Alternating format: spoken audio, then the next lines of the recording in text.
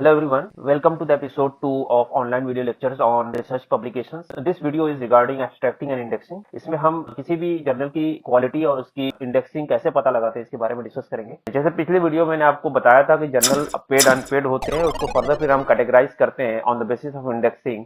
और ये इंडेक्सिंग और एब्स्ट्रैक्टिंग बहुत इंपॉर्टेंट है। इसको किस तरह से फर्दर क्लासिफाई करते हैं, किस बेसिस पे हम जर्नल को जो है सेलेक्ट करते हैं, इस वीडियो में मैं स्पेशली फोकस करूंगा किसी भी जर्नल की क्वालिटी कैसे पता लगाते हैं।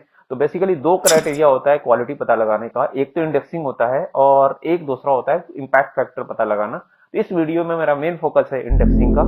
ये बहुत इंपॉर्टेंट टर्म है। किसी भी जर्नल की वेबसाइट पे अगर आप विजिट करेंगे, जैसे अप्लाइड थर्मल इंजीनियरिंग का मैंने जिक्र किया जो एल्सेवियर का जर्नल है, या case studies in thermal engineering, वो भी एल्सेवियर का जर्नल है। एक पेड है और एक अनपेड है। तो आप उसकी वेबसाइट पे जाएंगे तो आप उसकी इंडेक्सिंग या एब्स्ट्रैक्टिंग चेक करेंगे। किसी भी जर्नल की वेबसाइट पे अगर आपको पता लगाना है कि जर्नल की क्वालिटी कैसी है, तो सबसे पहले आप हिट कीजिए, ऐसे टर्म्स को खोजिए जो इंडेक्सिंग या एब्स्ट्रैक्टिंग कहीं पे लिखा हो। जैसे आप उसको क्लिक करेंगे, आपको इस तरह से पता लगेगा कि उसकी या तो इंडेक्सिंग एचसीआई होगी, एससीआई होगी, या ईएससीआई होगी, या स्कूपस होगा। ये चार अगर ब्रांडेड नाम आपको नजर आ रहे हैं कहीं पे भी, तो आप ये समझ लीजिएगा वो जर्नल अच्छी क्वालिटी का है। सबसे पहले तो एससीआई का क्या मतलब है? Science citation index, top brand की इंडेक्सिंग है। अगर किसी जर्नल को ये टर्म मिला है, ये इंडेक्सिंग मिली है, इसका मतलब जर्नल की क्वालिटी बहुत अच्छी है। इसी का एक्सपेंडेड वर्जन है SCI, science citation index expanded. ये भी बहुत अच्छी क्वालिटी जर्नल्स की पहचान है। ESCI, emerging source citation index. ESCI journals भी बहुत अच्छी क्वालिटी के होते हैं, बट ये जो मैंने जिस हायरार्की में लिखा है, एससीआई, एससीआई, ईएससीआई, स्कूपस, ऑलमोस्ट इसी रैंकिंग में इनको माना जाता है। और स्कूपस भी बहुत अच्छी क्वालिटी की जर्नल है। तो ये चारों में से अगर आपको कोई भी मिल जाए, तब ये समझ लीजिए कि क्वालिटी जर्नल तो है वो। लेकिन फर्स्ट और सेकंड वाला अगर आपको मिल रहा है तो वो बहुत अच्छा जर्नल माना जाता है। इसके बाद कुछ और इंडेक्सिंग है जो इंपॉर्टेंट है और बहुत यूज होती है। डब्ल्यूएस कहते हैं, वेब ऑफ साइंस। ये भी बहुत अच्छी इंडेक्सिंग है। अगर जर्नल इससे इंडेक्स्ड है तो इसका मतलब उसके अंदर क्वालिटी है।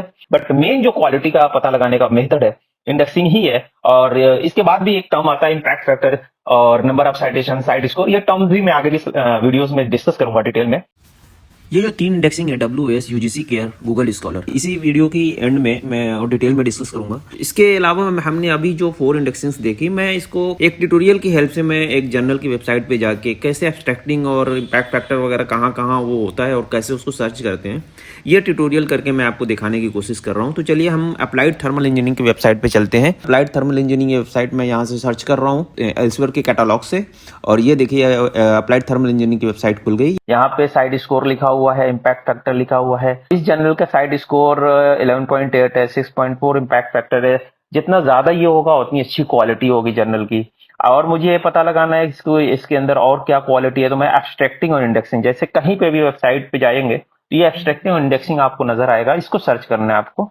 अब इस पे क्लिक करेंगे तो आपको ये नजर आ जाएगा कि ये एब्स्ट्रैक्टिंग और इंडेक्सिंग की डिटेल क्या है। अब इस पे मैं सर्च करूंगा कि कहाँ एससीआई लिखा हुआ है, यहाँ कहाँ एससीआई लिखा हुआ है। SCI science citation index expanded, जैसे यहाँ लिखा हुआ है, और स्कूपस भी लिखा हुआ है। ये दो अगर टर्म्स मेंशन है यहाँ पे, इसका मतलब ये बहुत अच्छी क्वालिटी का जर्नल है। इसी तरह से मैं किसी और जर्नल में भी पता लगा सकता हूँ कि ये चीज अवेलेबल है कि नहीं। जैसे यहाँ पे एब्स्ट्रैक्टिंग इंडेक्शन लिखा हुआ है, आप इसमें जाएंगे, यहाँ पे लिखा हुआ है साइंस साइटेशन इंडेक्स एक्सपेंडेड। ये लिखा हुआ ऑलरेडी अगर ये मेंशन है, इसका मतलब कि हमें किसी और चीज की जरूरत नहीं है। यहाँ पे वेब ऑफ साइंस लिखा हुआ है, इसका मतलब ये जो है, जो मैंने एब्स्ट्रैक्टिंग और इंडेक्सिंग के टर्म्स डिफाइन किए हैं अभी, उसमें आपने देखा था कि एससीआई है, एससीआई एस के ऊपर से वेब ऑफ साइंस है। तो उसमें से जो भी आपको नजर आ जाए, अगर एससीआई और एससीआई नजर आ रहा है तो फिर फर्दर आपको कोई और चीज जानने की जरूरत नहीं है। ये बहुत टॉप क्लास की इंडेक्सिंग है।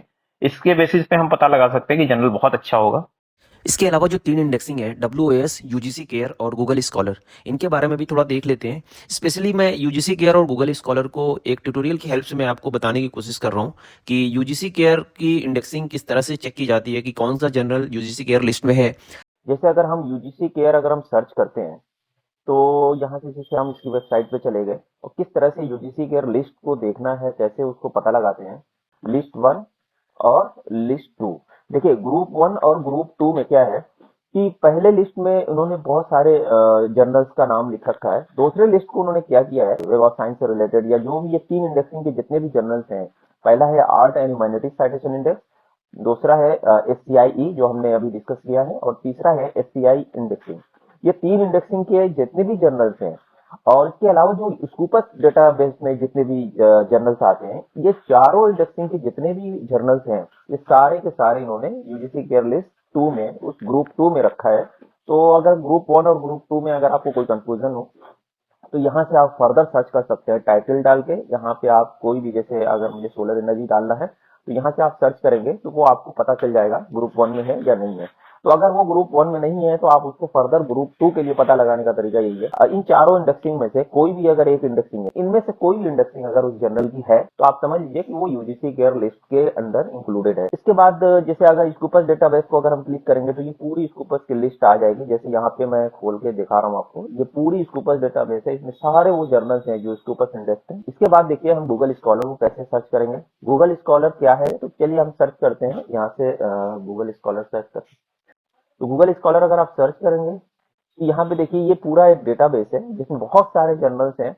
और आपको कोई भी जर्नल्स अगर सर्च करना है, तो आप उसको, जैसे मैं अगर आर्टिफिशियल न्यूरल नेटवर्क से रिलेटेड उसका क्या यूज है रोबोटिक्स में, उसको अगर मैं सर्च करना चाह रहा हूँ, ये पूरी लिस्ट जो है उससे रिलेटेड जितने जर्नल्स अवेलेबल हैं अलग अलग वेबसाइट पे, स्प्रिंगर का है तो या स्प्रिंगर लिखा होगा, या कोई और IEEE का है तो यहाँ IEEE की वेबसाइट का लिंक होगा। ये साइंस डायरेक्ट का है, मतलब एसवीआर का है तो ये साइंस डायरेक्ट का लिंक होगा। ये सारे जर्नल्स को एक तरह से कलेक्टिवली एक जगह इकट्ठा करके आपको एक ऐसा प्लेटफॉर्म प्रोवाइड करता है जिससे आप कोई भी टॉपिक पे बहुत सारे जर्नल्स एक साथ सर्च कर सकते हैं। यहाँ से आप बुक भी सर्च कर सकते हैं। गूगल स्कॉलर सिर्फ रिसर्च आर्टिकल्स के लिए ही डेटाबेस नहीं है, ये बुक के लिए, पेटेंट्स के लिए, जैसे यहाँ पे आप देख सकते हैं इंक्लूड पेटेंट्स, पेटेंट्स के लिए भी एक बहुत बड़ा डेटाबेस है, बुक्स के लिए भी एक बहुत बड़ा डेटाबेस है। तो मैं आपको यहाँ पे एक किसी टॉपिक पे बुक सर्च करके दिखा रहा हूँ। बुक्स ऑन, जैसे ऑलरेडी मैंने सर्च कर रखा है बुक्स ऑन रिन्यूएबल एनर्जी। अगर ये आप क्लिक करेंगे तो यहाँ पे जैसे बहुत सारे पेजेस खुल गए जिसमें बुक्स के ऑप्शंस होंगे। अच्छा, ये चीज़ ध्यान रखिएगा कि ये सिर्फ बुक्स का ही लिंक नहीं देगा आपको, बुक्स के साथ साथ ये रिसर्च आर्टिकल्स के भी जो रिलेटेड आर्टिकल्स होंगे उनका भी लिंक्स प्रोवाइड करेगा। तो अगर मैं इस बुक को लिंक को ओपन करूं, तो आप देख सकते हैं कि इसका जो है पूरी बुक आप देख सकते हैं कि ये खुल गई। और यहाँ से आपको बाई करने का भी ऑप्शन है, यहाँ से आप खरीद सकते हैं। और ये आपको अगर सिंपल रीड करना है सिर्फ, तो आप रीड कर सकते हैं, लेकिन सारे पेजेस ओपन नहीं होंगे। यहाँ पे ऑलरेडी लिखा हुआ है this is a preview, the total pages displayed will be limited. तो सारे पेज आप ओपन नहीं कर सकते, कुछ पेजेस यहाँ पे अवेलेबल होंगे, कंटेंट्स आप देख सकते हैं। यहाँ से आप बाई करेंगे तो आपको कंप्लीट ई बुक मिल जाएगी। इसी तरह से और भी बहुत सारी ई बुक जो है आप यहाँ से अपने रिलेटेड टॉपिक्स पे आप सर्च कर सकते हैं। गूगल स्कॉलर रिसर्च आर्टिकल्स के साथ साथ पेटेंट और बुक्स और बहुत सारा इस तरह के आर्टिकल्स का डेटाबेस है, जहाँ से आप बहुत सारे जर्नल्स, आर्टिकल्स, बुक्स और जो है पेटेंट अपने रिलेटेड टॉपिक पर सर्च कर सकते हैं। तो ये इंडेक्सिंग जो हम अभी डिस्कस कर रहे हैं, ये सारे इंडेक्सिंग हमने एक एक करके देख लिया है, और ये सभी इंडेक्सिंग बहुत इंपॉर्टेंट है। जैसा कि मैंने आपको स्टार्टिंग में बताया अभी कि एससीआई, एससीआई ये दो इंडेक्सिंग बहुत टॉप क्वालिटी की है।